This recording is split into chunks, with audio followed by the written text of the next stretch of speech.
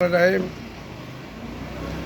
বাংলাদেশ জিন্দাবাদ, বাংলাদেশ জাতীয়তাবাদী শ্রমিক দল জিন্দাবাদ। আমি শ্রমিক দলের পৌর শ্রমিক দলের সভাপতি, আবার বাজার লেবার ইউনিয়নের সভাপতি, আবার এখন বর্তমান মোটর শ্রমিক ইউনিয়নের সভাপতি হয়েছি। বিগত দিনে আজকে 40 বছর দল করে আমি মাসুদ খান চুন্নু। এই মোড়লগঞ্জে ছিল ফার্স্ট ফারুক তালুকদার মরে গেছে, এরপর আবু মিয়া ছিল, সেও মরে গেছে, সেও সভাপতি ছিল। তারপর আইল এসপি খালেক সাহেব, সেও মরে গেছে। তারপরে দলের হাল ধরছে খারিদাবাদ শিপন ভাই আজ থেকে 18 থেকে 20 বছর এই রাস্তাঘাট প্রত্যেক ঘাটে মানুষের সুখ দুঃখে সাথী হয়ে রয়েছে। এমন দিন নাই যে সরকারি প্রোগ্রাম মোড়লগঞ্জে কোনো নেতা দেই নাই।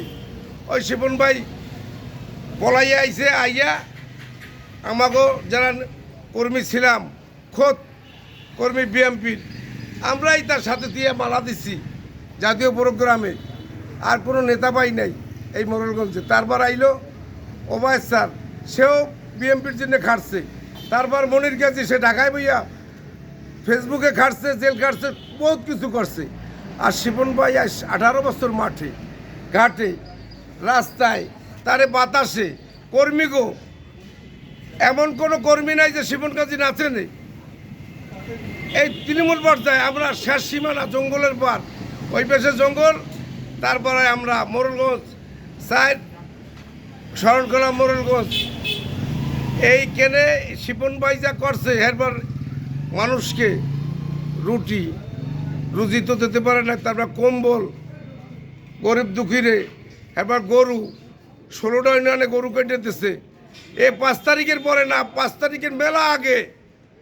আর এখন এই 16 বছর পর আমরা এই আওয়ামী লীগের সহসভাপতি ছিল এই মোড়লগঞ্জ উপজেলার, জাতীয় পার্টির সভাপতি ছিল এক সময় স্বপ্নাথ দে। তারে যদি এই নমিনেশন দেয় আমাদের নেতা, আমাদের এই কষ্ট, এই 5 তারিখের আগে খুলনায় প্রোগ্রাম যাইতে বাগেরহাটে বৈশা আমারে মারিয়া, ওইখানে সবাই বলছে যে মরিয়ে গেছে। 20 তারিখ সম্মেলনে খুলনায় সবাই বলছে মরিয়ে গেছে। আমি পড়ে রয়েছি রাস্তায়, রাস্তাঘাট সব গাড়ি ঘোড়া সব বন্ধ করে দিয়েছে আওয়ামী লীগ সরকার, ফেসিস। সেইখানে আমি মার খেয়ে পড়ে রয়েছি। তার শিপন কাজী গাড়ি পাঠাই দিয়ে আমার খুলনায় এনেছে, ট্রিটমেন্ট করাইছে, আল্লাহ আমারে বাঁচাই রাখছে। 100-র উপরে মামলা আমার খালি এই মোড়লগঞ্জে মিছিল মিটিং আমরাই করছি, ওই ফারুক দাদু হইতে আর এখন পর্যন্ত।